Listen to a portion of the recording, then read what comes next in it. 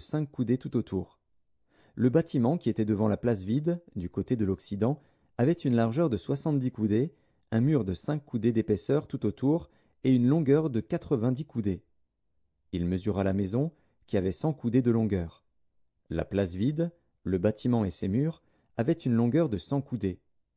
La largeur de la face de la maison et de la place vide, du côté de l'Orient, était de 100 coudées. Il mesura la longueur du bâtiment devant la place vide, sur le derrière, et ses galeries de chaque côté. Il y avait 100 coudées.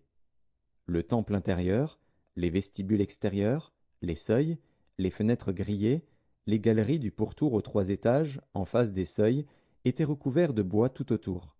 Depuis le sol jusqu'aux fenêtres fermées, jusqu'au-dessus de la porte, le dedans de la maison, le dehors, toute la muraille du pourtour, à l'intérieur et à l'extérieur, tout était d'après la mesure et orné de chérubins et de palmes. Il y avait une palme entre 2 chérubins.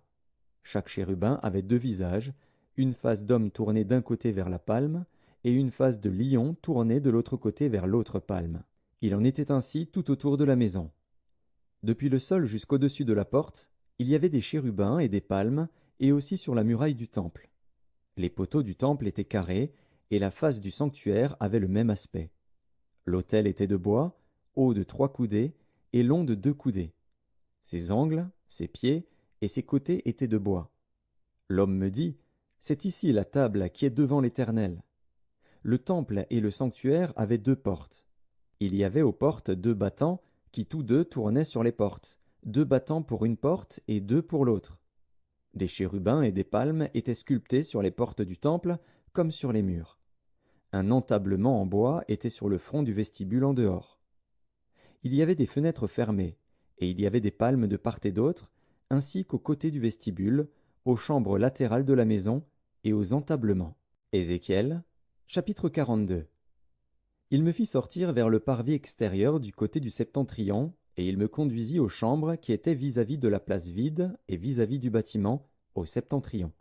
Sur la face, où se trouvait la porte septentrionale, il y avait une longueur de 100 coudées, et la largeur était de 50 coudées. C'était vis-à-vis des 20 coudées du parvis intérieur, et vis-à-vis du pavé du parvis extérieur, là où se trouvaient les galeries des 3 étages. Devant les chambres, il y avait une allée large de 10 coudées, et une voie d'1 coudée. Leurs portes donnaient au septentrion. Les chambres supérieures étaient plus étroites que les inférieures et que celles du milieu du bâtiment, parce que les galeries leur ôtaient de la place. Il y avait 3 étages, mais il n'y avait point de colonnes, comme les colonnes des parvis. C'est pourquoi, à partir du sol, les chambres du haut étaient plus étroites que celles du bas et du milieu. Le mur extérieur parallèle aux chambres, du côté du parvis extérieur, devant les chambres, avait 50 coudées de longueur, car la longueur des chambres du côté du parvis extérieur était de 50 coudées.